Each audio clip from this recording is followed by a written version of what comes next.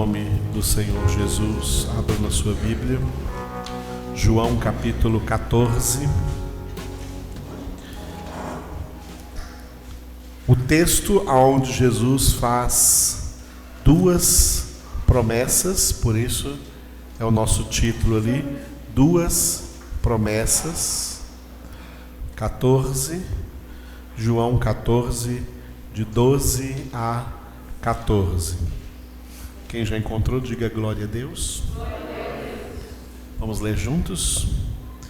Em verdade vos digo, que aquele que crê em mim fará também as obras que eu faço, e outras maiores fará, porque eu vou para junto do Pai. E tudo quanto pedirdes em meu nome, isso farei, a fim de que o Pai seja glorificado no Filho. Se me pedirdes alguma coisa em meu nome, eu o farei. Aleluia.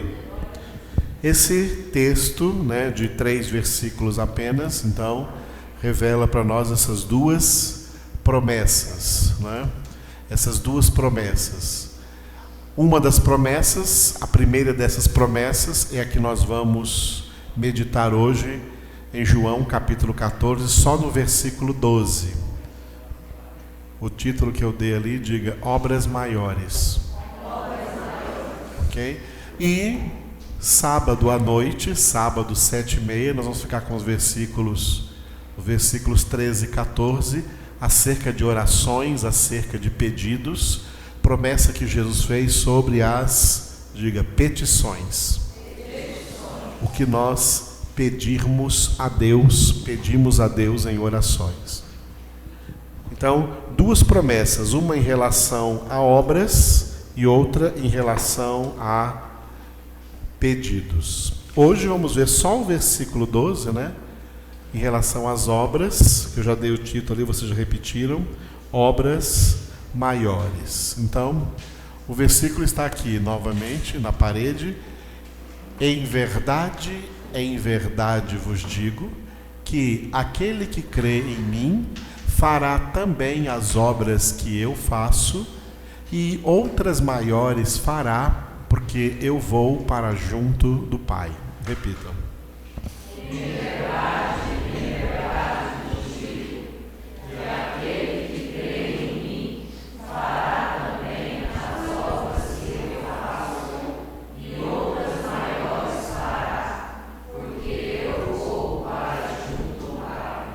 Só as mulheres.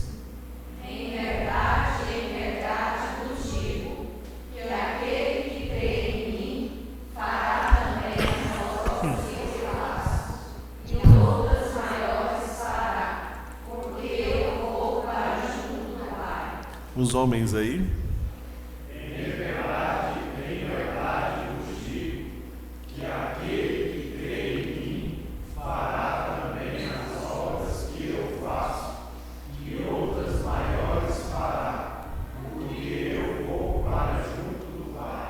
A última vez, todos juntos, com mais animação.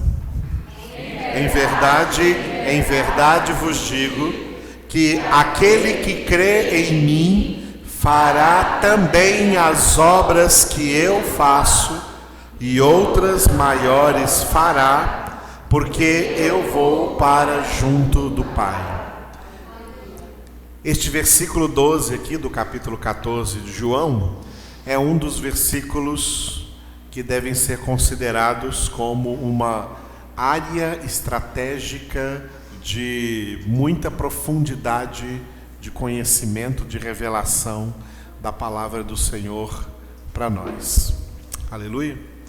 E uma das provas é a maneira como Jesus começa o versículo, com esta costumeira repetição, em verdade. Repita só isso. Em verdade vos digo.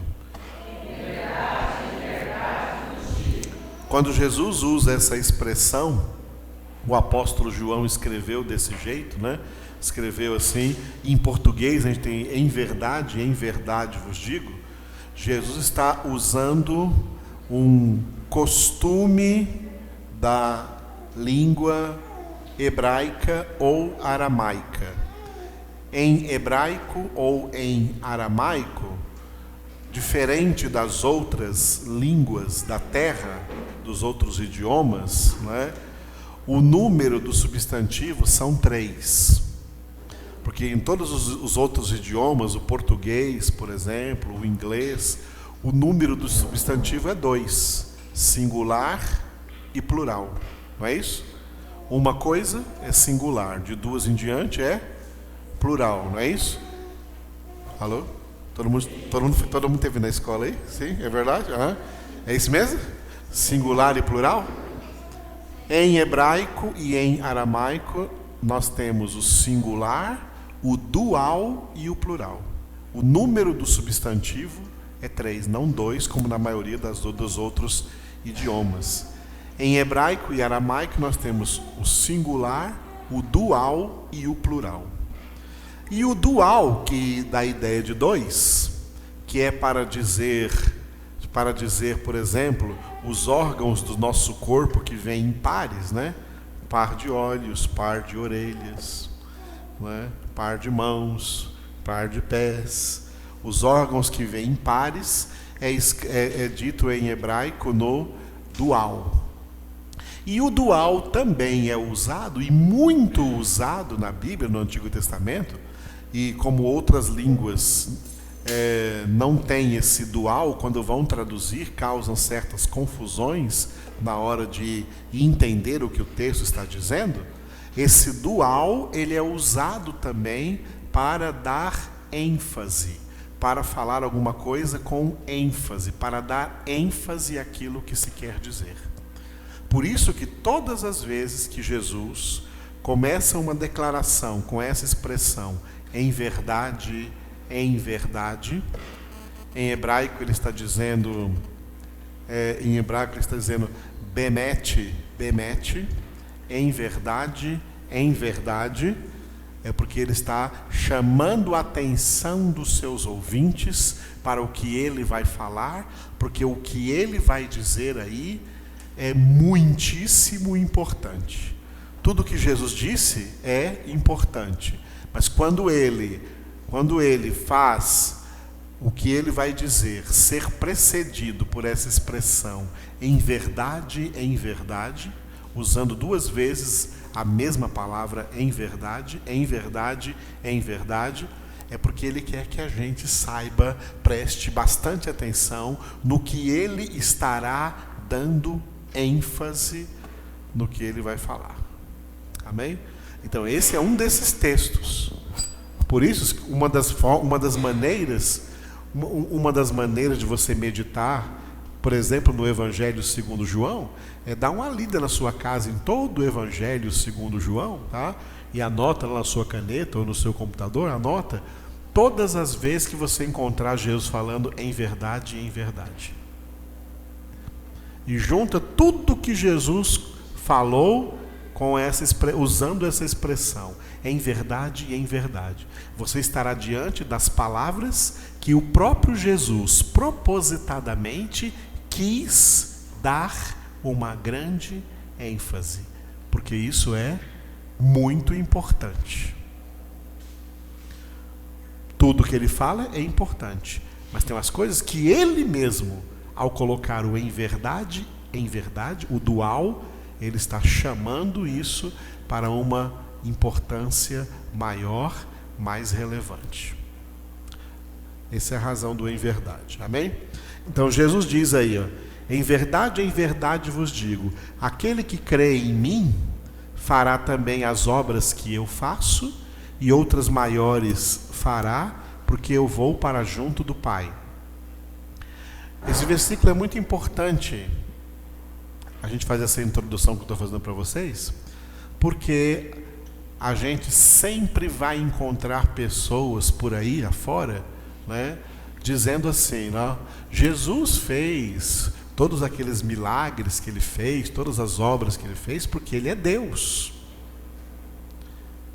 Quem não é Deus não pode fazer. Ele fez porque ele é Deus. Essa doutrina é pregada, por exemplo, no catolicismo.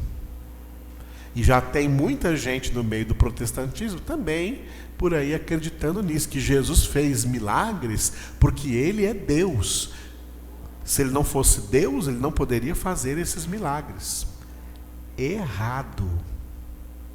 O Senhor Jesus, no período que ele esteve aqui na terra, realizando o seu ministério terreno, fazia parte do propósito de Deus e da obra da salvação, que Jesus não usasse nada da sua natureza divina. Que tudo que ele fizesse, fizesse como homem, fizesse na sua natureza humana. Isso é tão sério que se Jesus usasse a natureza divina dele em algum momento, estaria interrompida a obra da salvação e ninguém seria salvo. Para ser o nosso Salvador, Jesus teve que abrir mão de usar a sua natureza divina. A natureza divina dele estava com ele o tempo todo. Mas ele recebeu a natureza humana. E é na natureza humana que estava sendo realizada a obra da salvação. A natureza divina não morreu na cruz. A natureza divina é imortal. Quem morreu na cruz foi a natureza humana de Jesus. E assim, tudo que Jesus fez para ser obediente até a morte e morte de cruz, ele teve que fazer como homem. Se as coisas que ele fez, se as obras que ele fez, ele as tivesse feito como Deus, ele não poderia dizer isso aqui para nós. E ainda preceder isso aqui com em verdade vos digo. Tá? Ele teria que dizer, em verdade vos digo que aquele que crê em mim, tudo bem, pode crer em mim, mas não vai conseguir fazer as obras que eu faço, porque as obras que eu faço porque eu sou Deus. Mas não é assim que Jesus disse.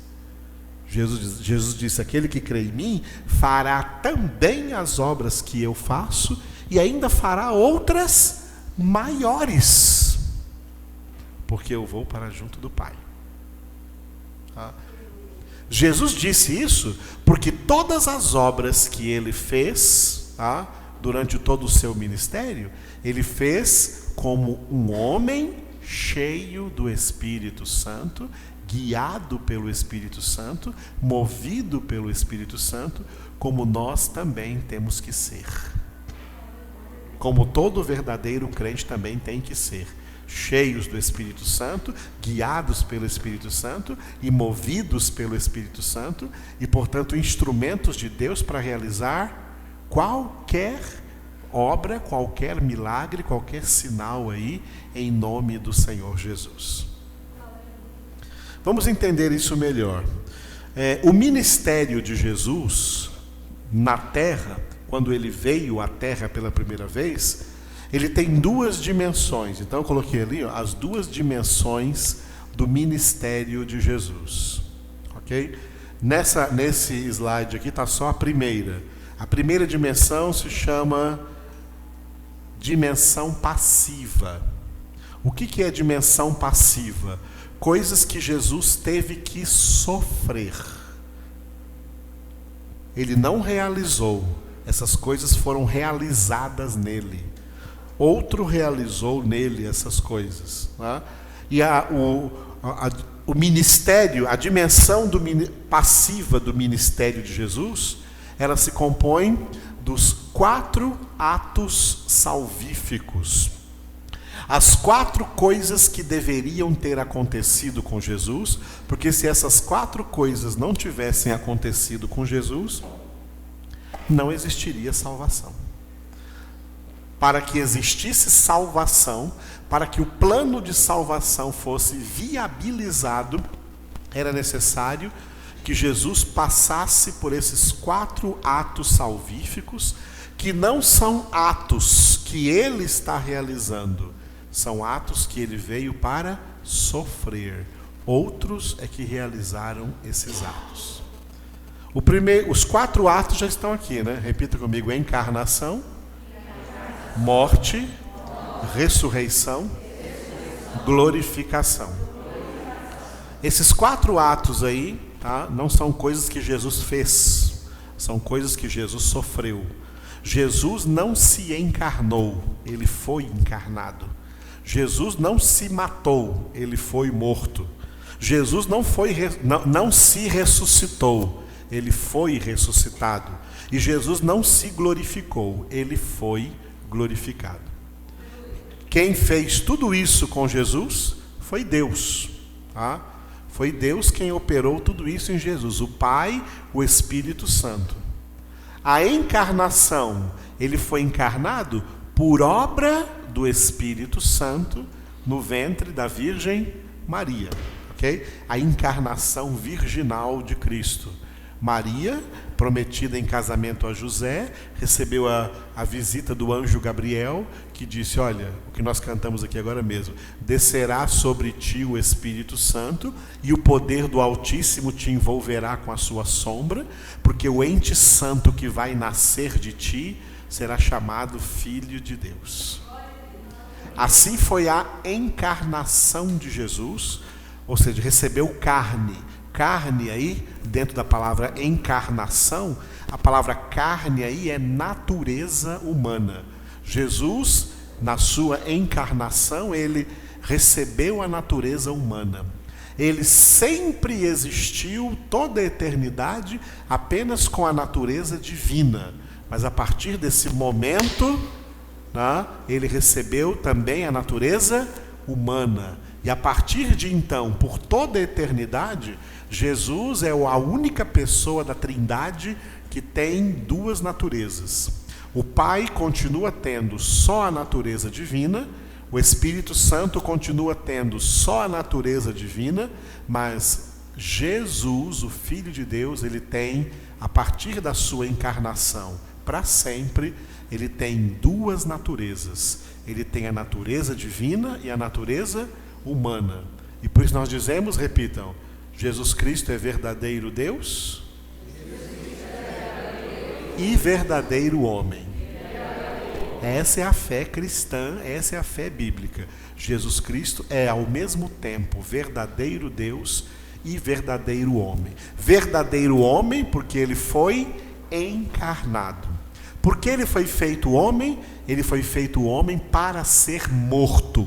Ele foi feito homem para ser sacrificado, para ser aquilo que está escrito em João 1,29, o Cordeiro de Deus que tira o pecado do mundo. Jesus, como Cordeiro de Deus, tinha que ser morto, tinha que ser sacrificado. Quem matou Jesus? Jesus não se matou. A morte de Jesus não foi um suicídio. Ele não se matou. Ele foi morto. Quem matou Jesus foi o Pai. Viu? Tem gente que fica brigando. Quem matou Jesus? Romanos ou judeus? Quem matou Jesus foi o Pai. A profecia da morte de Jesus foi aquele ato que aconteceu em Gênesis capítulo 22, quando Deus mandou Abraão levar o seu filho Isaque sobre a montanha e o próprio Abraão sacrificar o seu filho. Foi uma prova muito forte para Abraão, e Abraão passou na prova. Ele levou o Isaque, levou o fogo, levou o cutelo, chegou lá em cima da montanha, quando o Isaque ainda perguntou: pai, estamos levando o fogo, estamos levando o cutelo, mas aonde está o cordeiro para ser sacrificado? E Abraão falou: o Senhor proverá. O Senhor proverá o cordeiro que será sacrificado.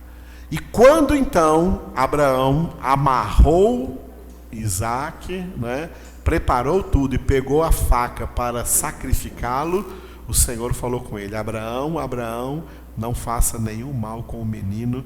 Eu estou vendo que você verdadeiramente crê em mim, porque você me obedece em tudo que eu mandar, mesmo numa coisa dessas.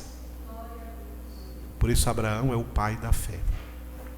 E Deus então poupou Isaque de ser sacrificado e poupou Abraão de passar por esta grande dor de ter que matar o seu próprio filho. Já imaginaram? Se Deus mandasse você fazer isso, você faria?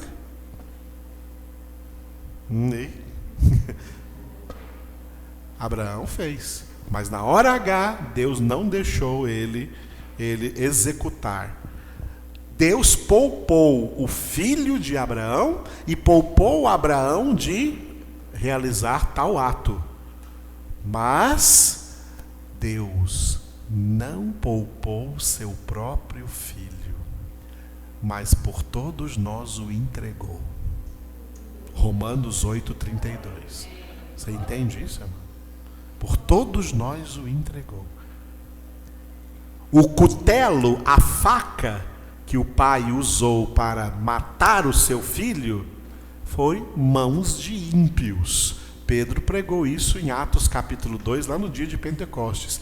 Deus o crucificou, Deus o matou por mãos de ímpios. Romanos, judeus aí, foram os ímpios por meio dos quais eles foram a faca, eles foram o cutelo. Mas quem estava realizando o sacrifício lá na cruz do Calvário era o Pai. Era o Pai que estava sacrificando o seu Filho Jesus, feito homem em sua natureza divina. E Jesus estava ali, entregue ao Pai, submisso ao Pai, obediente ao Pai. Pode fazer a tua vontade, Pai. Não faça o que eu quero, Pai, faz o que tu queres. Em tuas mãos entrego o meu espírito. E Jesus então foi morto. Só que o salário do pecado é a morte. E Jesus não merecia esse salário porque ele não tinha pecado. Por isso, a morte não pôde retê-lo em seu poder. E ao terceiro dia após a sua morte, como ele havia profetizado, ele foi ressuscitado. Não foi Jesus que a si mesmo ressuscitou. Ele foi ressuscitado. O Espírito Santo entrou lá naquela tumba que era de José de Arimateia e ele emprestou para Jesus, e entrou no corpo de Jesus, ressuscitando Jesus dentre os mortos ao terceiro dia da sua morte. Por isso, Paulo escreveu em Romanos capítulo 8, se o Espírito daquele que ressuscitou a Cristo Jesus dentre os mortos habita em vós, ele também dará vida aos vossos corpos mortais pelo seu Espírito que habita em vós. O Pai e o Espírito Santo ressuscitaram Jesus. Uma vez ressuscitado, Jesus disse para Maria Madalena lá no jardim do sepulcro: mulher, não me toques, não me retenhas, porque ainda não subi para meu Pai, mas vai dizer aos meus irmãos que eu subo para meu Pai e vosso Pai, para meu Deus e vosso Deus. Uma vez ressuscitado, Jesus ainda ficou encontrando-se, aparecendo aos discípulos durante 40 dias. E após esses 40 dias, você lê isso no livro dos Atos dos Apóstolos, capítulo 1, ele foi assunto aos céus para ser glorificado e para cumprir lá no céu a profecia que Davi escreveu no Salmo 110, versículo 1, que se cumpriu quando Jesus chegou no céu e o Pai disse para Jesus: assenta-te à minha direita, até que eu ponha todos os teus inimigos debaixo dos teus pés. Jesus foi glorificado à direita de Deus. Ele não glorificou a si próprio, não foi ele que se ascendeu aos céus. Ele foi tomado aqui da terra, ele foi arrebatado aqui da terra, ele foi assunto aos céus, na vista, diante dos olhares dos seus discípulos. Ele desapareceu no meio das nuvens e foi levado para a Nova Jerusalém, para a glória, cumprindo também o que o apóstolo João escreveu em João 3,13: ninguém subiu ao céu, a não ser aquele que desceu do céu, o Filho do homem que está no céu.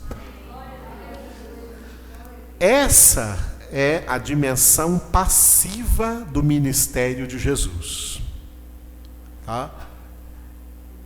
A encarnação, a morte, a ressurreição e a glorificação. Quando Jesus diz em João 14:12 que quem crê em mim fará também as obras que eu faço, não se refere a esse ministério passivo. Isso aqui foi exclusivo para Jesus. Amém? Exclusivo para Jesus. O homem Jesus, Filho de Deus, tá? Encarnado, feito homem, ele, exclusivamente ele. Essa é uma obra particular que só Jesus poderia sofrer para nos salvar. Essa então é a dimensão passiva. Portanto, o que Jesus diz em João capítulo 14:12, que quem crê em mim fará também as obras que eu faço, ele está se referindo às obras do ministério ativo, que é o que nós vamos ver agora no último slide nosso de hoje, né? O mesmo versículo está lá em cima.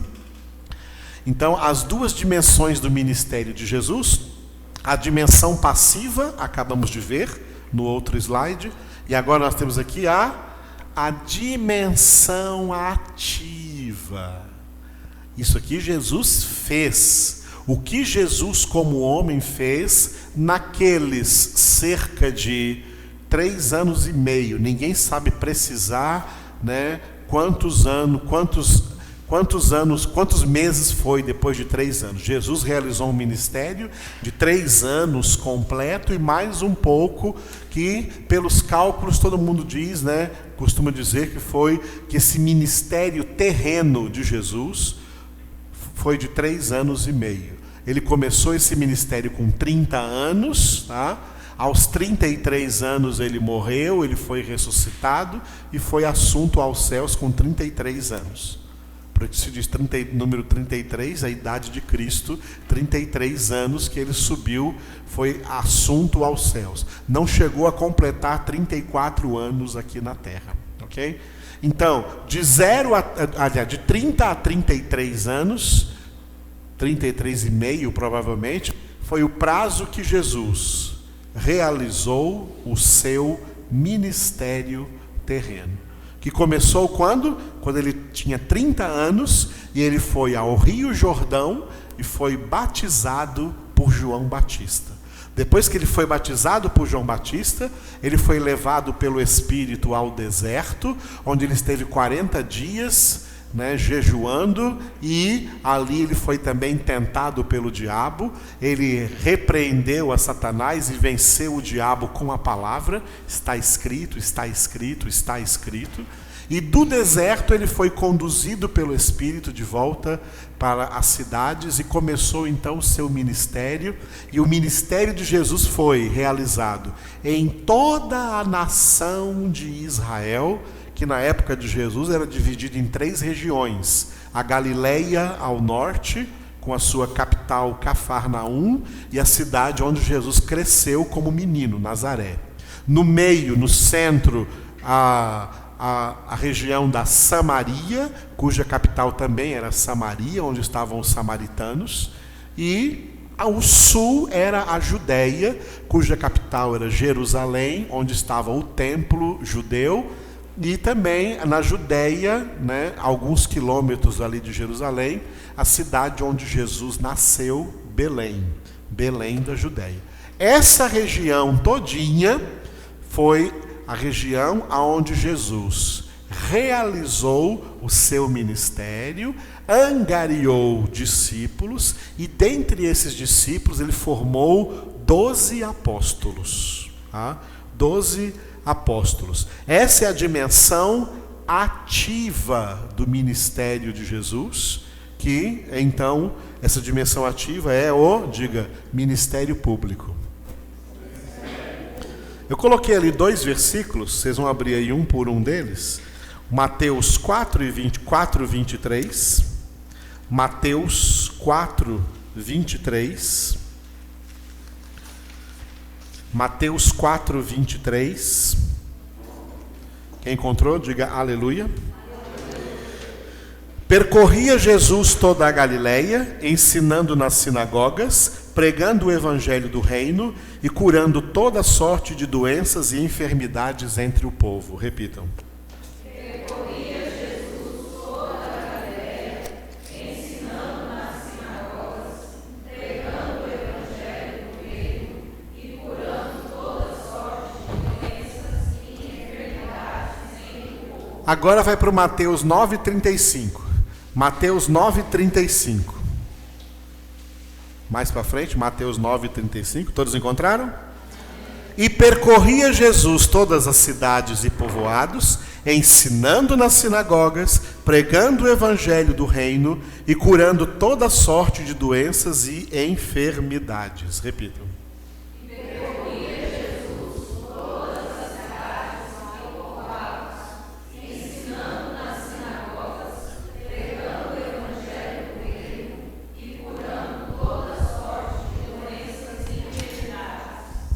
Viram como esses dois versículos são semelhantes?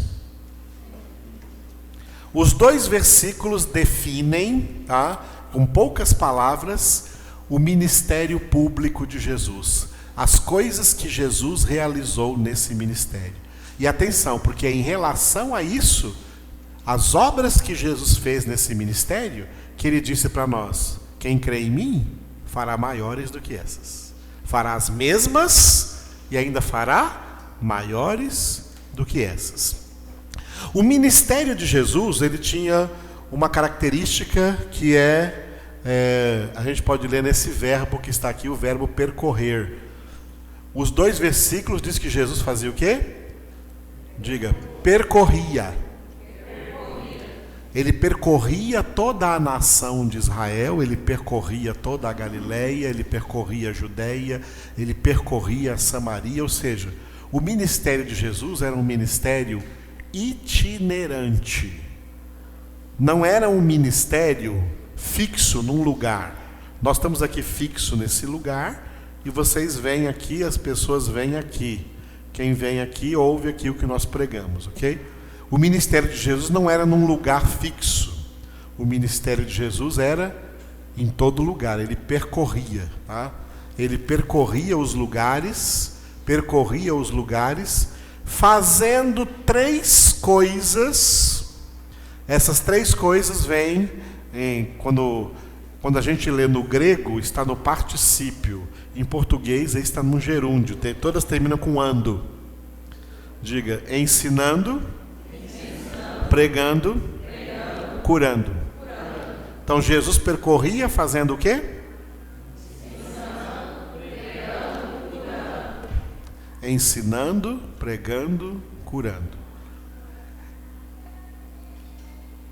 Muitos intérpretes da Escritura, especialmente depois do avivamento pentecostal no século XX, especialmente o pentecostalismo, entendeu que Jesus fazia três coisas.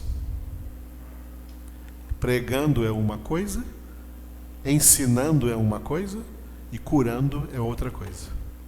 Ensinando é uma coisa, pregando é outra coisa e curando é outra coisa. Eu conheço muito bem, as igrejas pentecostais, e todos os pentecostais acham que Jesus fazia três coisas diferentes. Ensinando era uma coisa, pregando é outra coisa e curando é outra coisa.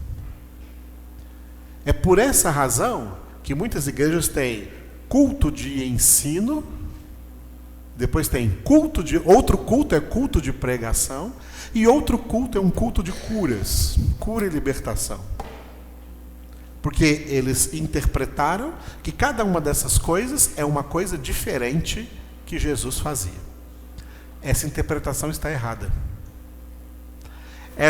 Esses três verbos aí, o verbo ensinar, o verbo pregar e o verbo curar, eles não estão descrevendo três coisas diferentes que Jesus fazia. Eles estão descrevendo uma única coisa que Jesus fazia. Uma única coisa que Jesus fazia. A única coisa que Jesus fazia no seu ministério ativo era transmitir a palavra de Deus. O ministério de Jesus era transmitir a palavra de Deus, comunicar a outras pessoas a palavra de Deus. Comunicar para quem não conhece Deus, quem não conhece a palavra de Deus, comunicar a palavra de Deus. E é esse mesmo ministério de comunicar a palavra de Deus que ele deixou para a sua igreja continuar. Uma das definições da igreja é ser continuadora. O que é a igreja de Jesus Cristo? A igreja de Jesus Cristo é continuadora do ministério ativo de Jesus, continuadora da dimensão ativa. Quando ele disse, vocês vão fazer as mesmas coisas que eu faço, porque vão transmitir a mesma palavra, e farão até maiores. Por quê? Porque eu estou fazendo aqui por cerca de 3 anos e meio, vocês vão fazer por toda a vida de vocês, 30 anos, 40 anos, 50 anos, até morrer fazendo isso. Então vão fazer muito mais. Vão fazer muito mais em termos de comunicação da palavra de Deus. Muito bem, vamos explicar então por que não são 3 coisas, por que são uma só. Vamos explicar. O verbo principal aí é o primeiro, que é Jesus percorria fazendo o quê? Ensinando, tá?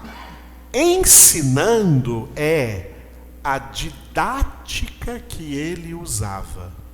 Tanto que o verbo ensinar em grego é o verbo didaskaloi, tá? O verbo didasko é o verbo ensinar, daí vem a palavra didática.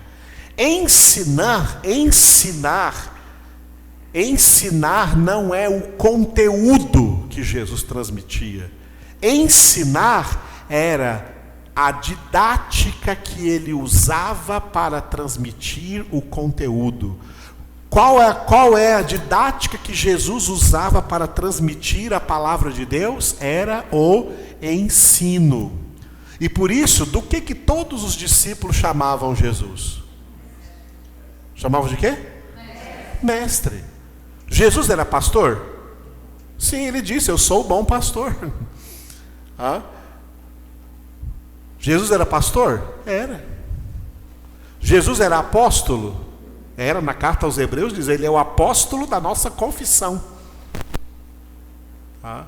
Jesus foi um pregador? Foi. Mas do que todo mundo chamava? Ô pastor Jesus. Não, chamava ele de mestre Jesus.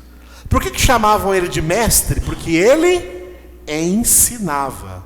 Ensinar é a didática que ele usava para transmitir a palavra de Deus. Pregando. Pregação não é o jeito de falar. É aqui que muita gente erra. Pregar não é o jeito de falar. Pregação não é o jeito de transmitir nada. Pregação é o conteúdo transmitido, que em grego se chama querigma. Querigma é o conteúdo, a palavra de Deus transmitida no ensino. A palavra é a pregação. Aí tem gente que fala assim, aquele pastor ali, né? Ele não é um pregador, ele é um mestre, porque ele não prega, ele ensina. Não, aquele outro lá, ele não é mestre não, porque ele não ensina, mas ele prega, que é uma maravilha. Isso quer dizer que ele dá até cambalhota para pregar. Errado, irmãos. Conceitos completamente errados. Pregação não é jeito de falar, não é jeito de transmitir. Pregação é o conteúdo transmitido. E o jeito de se transmitir esse conteúdo é ensinando. Porque se o pregador que não ensina, Ele está transmitindo o que quando ele está pregando? Você não está ensinando nada. O que você aprendeu hoje? Nada, porque não teve ensino, teve pregação. Você não aprendeu nada, porque foi uma pregação. E engraçado que as igrejas que dão nome a cultos, o culto que elas dão nome de ensino é o menos frequentado, porque ninguém está interessado em aprender nada. Está vendo como as pessoas interpretam errado a palavra de Deus? Então, ensinando era a didática que Jesus tinha. Como um mestre, é assim que ele transmitia a palavra de Deus. A palavra de Deus é a pregação. Pregando. A palavra pregação, ela vem, tá? Ela vem culturalmente daqueles antigos reinos. Aqueles antigos reinos. O rei estava lá sentado no seu trono e ele então mandava chamar os seus emissários, tá? Os seus mensageiros do reino, e ele entregava para eles, né, as leis, os decretos que o rei baixava. O rei baixava lá os decretos, né? O rei baixava lá os decretos, todos escritos, e aí ele vinha e carimbava com o seu anel, o anel real, assinava com a sua assinatura, mandava os seus escribas fazer várias cópias e entregava essas cópias, né? Entregava essas cópias enroladinhas assim, ó, para os seus emissários, os mensageiros. Aí os mensageiros subiam nos cavalos e iam para as vilas, para as cidades, para as feiras, para os locais aonde os súditos do rei estavam ali vivendo. E chegavam lá numa vila e lá de cima do cavalo alguém tocava a trombeta. E o emissário gritava: mensagem do rei. E ele abria então o que o rei tinha escrito. A partir de agora está decretado, o rei declara o seguinte, e lê tudo o que estava escrito ali. Depois de ler, ele desce do cavalo, tá? E chega num poste, ou numa porta, ou numa parede, e literalmente ele chega lá e prega. Prega para que todo mundo que ouviu se aproxime para ler. Ele fica pregado ali para as pessoas lerem. É daí que vem a palavra pregação. Tá? É por isso que se chama pregação.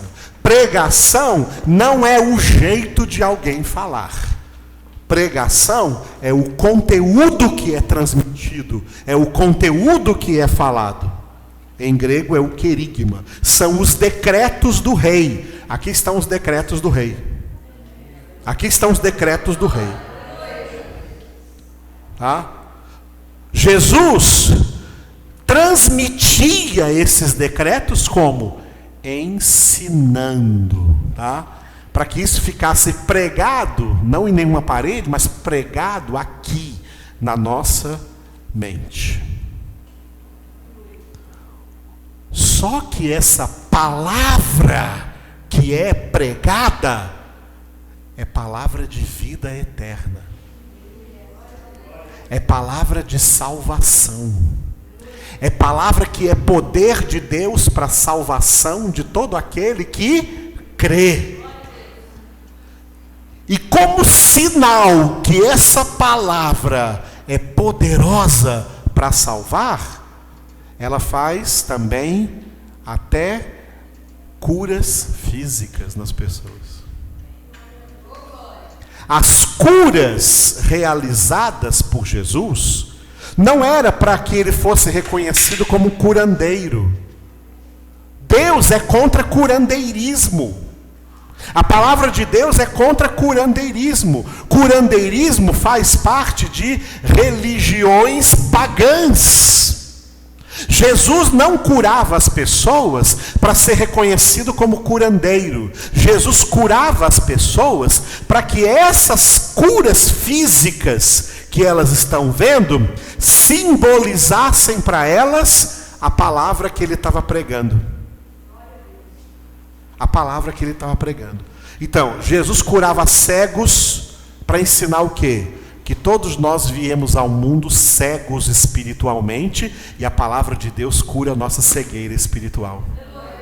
Jesus curava coxos porque todos nós viemos ao mundo coxos, incapazes de andar no caminho para o céu, e que a palavra de Deus, que é a verdade, cura a nossa paralisia espiritual, para a gente poder andar nesse caminho, nessa verdade, nessa vida que é Jesus e chegar no céu. É por isso que ele curava paralíticos. Jesus ressuscitava mortos, porque pelo pecado todos nós estávamos mortos, e quando ouvimos a palavra de Deus entrou em nossa vida, nos ressuscitou espiritualmente em Cristo na ressurreição. Jesus multiplicava pães e peixes para dizer para as pessoas, eu quero multiplicar entre vocês aí a minha palavra, porque não só de pão viverá o homem, mas de toda a palavra que procede da boca de Deus, e eu sou essa palavra, eu sou o pão vivo que desceu do céu. Para ser multiplicado para muita gente por aí comer e se alimentar espiritualmente, porque no pecado estávamos famintos espiritualmente, e a palavra de Deus vem nos alimentar. Aleluia, amados. E assim por diante, tá? Jesus curava leprosos, por quê? Porque a lepra representava a herança pecaminosa que nós recebemos de Adão. Nós viemos ao mundo leprosos espiritualmente pelo pecado. E a palavra, por meio da sua palavra, Jesus diz para nós, eu quero que você fique limpo agora. Vós estáis limpos pela palavra que eu vos tenho falado. A palavra de Deus purifica a lepra espiritual do pecado. É por isso que Jesus curava, amados. Ele não curava para dar demonstrações de poder para ninguém. Ele não curava para dizer que era curandeiro, ou para dizer que era médico dos médicos, como falam por aí.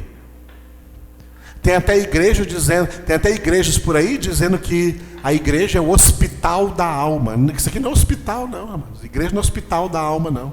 A igreja é o corpo de Cristo. Membros do corpo de Cristo. E no corpo de Cristo não tem nenhum membro quebrado, não tem nenhum membro doente. São membros sadios, porque a cabeça que manda nesse corpo é uma palavra poderosa, sadia, verdadeira, uma sã doutrina. Igreja não é hospital cheio de doente, não. Igreja é o corpo de Cristo, o corpo curado pela palavra. O mundo é que é um hospital cheio de doente e que não é curado porque não vem para a palavra de Deus. Continua doente. Quer ser curado? A palavra de Deus nos cura. Então, nessas três coisas aqui, elas representam uma única: a transmissão da palavra de Deus. E como a palavra de Deus opera o seu efeito, salvando as pessoas. As curas que Jesus realiza, ou milagres que Jesus realiza, são para sinalizar o que a palavra de Deus faz, tá? O que a palavra de Deus tem poder de fazer dentro de nós, dentro de nossas almas, dentro de nossas mentes, em nossos corações, em nosso interior. Os sinais não existiram, não são realizados por Jesus para as pessoas ficarem apegadas ao sinal. Um sinal é um sinal indicador, para você ir para onde o sinal indica, e não para ficar apegado ao sinal. Eu gosto de dar esse exemplo. Você vai para Goiânia, aí tem uma placa ali, Goiânia tantos quilômetros. Você acha a placa tão bonita que desce do carro e fica lá abraçando e beijando a placa? Não, você deixa a placa para trás e vai para onde ela indicou o caminho. Tem gente que está fazendo aí uma verdadeira idolatria de sinais, idolatria de milagres. Tem gente que idolatra milagres e milagreiros, e em tudo quanto é religião, no catolicismo, no espiritismo e também no protestantismo. Idolatram milagres e milagreiros. Por quê? Eles se apegam no sinal. E todas essas pessoas que se apegam nos sinais, elas têm uma coisa em comum: elas não têm palavra, elas não gostam de palavra e elas não querem palavra. Ou seja, elas não vão para onde o sinal aponta, porque o sinal aponta para a palavra. E elas não vão para a palavra, fica só com o sinal. Aí não adianta nada. Por exemplo, Jesus curou 10 leprosos. Lembra desse fato? Está escrito nos evangelhos. Jesus curou 10 leprosos. Um deles se voltou para Jesus. Esse foi salvo. Porque esse entendeu o sinal. Peraí, ele me curou? Por que ele me curou? Porque ele é um médico? Não. Por que ele me curou? Porque ele ficou com dozinha de mim? Não. Por que ele me curou? Porque ele é o Filho de Deus.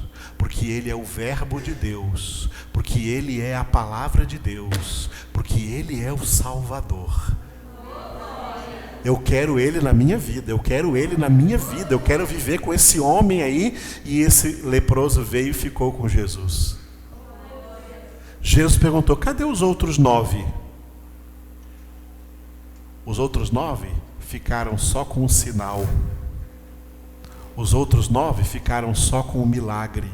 Eles não foram para onde o sinal apontava. Eles ficaram só com o sinal. O que aconteceu com eles? Antes de serem curados, eles já estavam indo para o inferno com lepra. E depois eles foram para o inferno sem lepra. Foram para o inferno do mesmo jeito.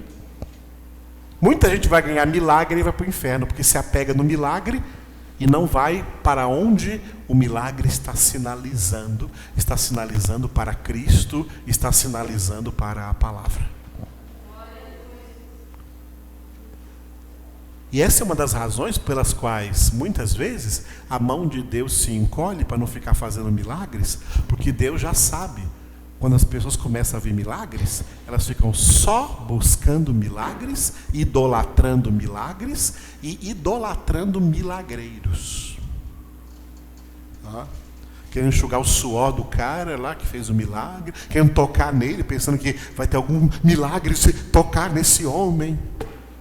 Amados, isso é idolatria, essas coisas são abomináveis aos olhos de Deus. Os sinais, os milagres, as curas que Deus opera e opera ainda hoje, Ele opera para nos trazer para Cristo, para nos trazer para a palavra, para nos trazer para a santidade, porque Jesus sempre faz uma só coisa aqui, não são 3 coisas. E Ele diz para nós: agora eu vou para junto do Pai, e quem vai ficar aí responsável para continuar fazendo essas obras, e até maiores do que essa, são vocês. Somos nós, a igreja de Cristo Jesus. Quando Jesus disse isso, fará as mesmas obras que eu faço, é o meu mesmo ministério, transmitindo a mesma palavra.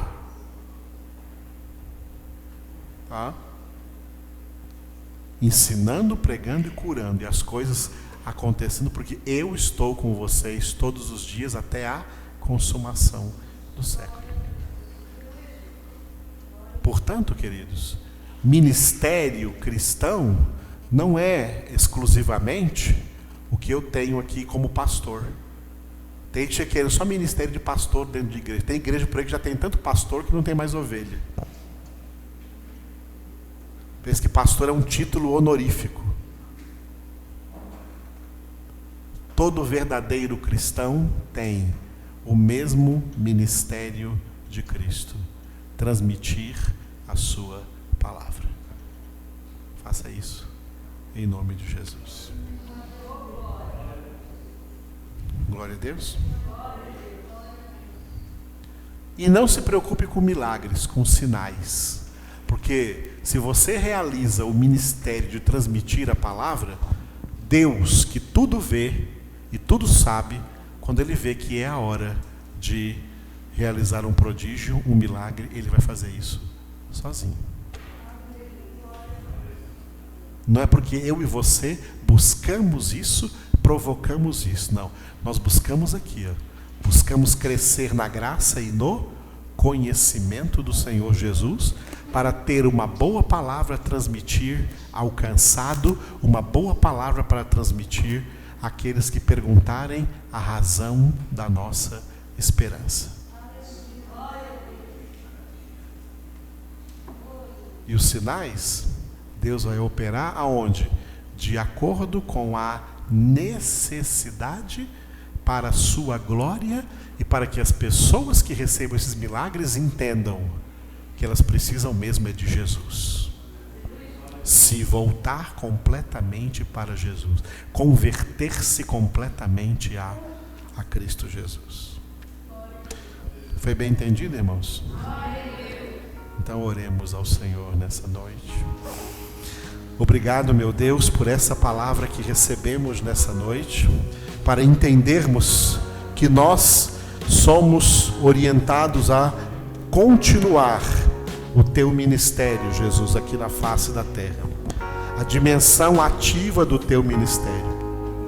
Continuar ensinando, pregando, curando, continuar transmitindo, recebendo e transmitindo, Senhor, a tua palavra para todas as pessoas que nós conhecermos, que nós encontrarmos, porque todos nós temos o mesmo ministério cristão de ser tuas testemunhas. E por isso eu damos graças a Ti, glorificamos, exaltamos o Teu nome e entregamos a Ti nossa vida, Senhor, nosso coração, todo o nosso ser, na realização deste propósito, crendo que o Senhor é poderoso para cumprir esta promessa de que nós podemos fazer as mesmas obras que Tu fazes e ainda maiores do que essa, porque Tu estás junto do Pai intercedendo por nós. Obrigado, Jesus. Levante a sua mão direita e diga: obrigado, Jesus. Eu me entrego a Ti, Jesus. Usa a minha vida para a Tua glória, para continuar transmitindo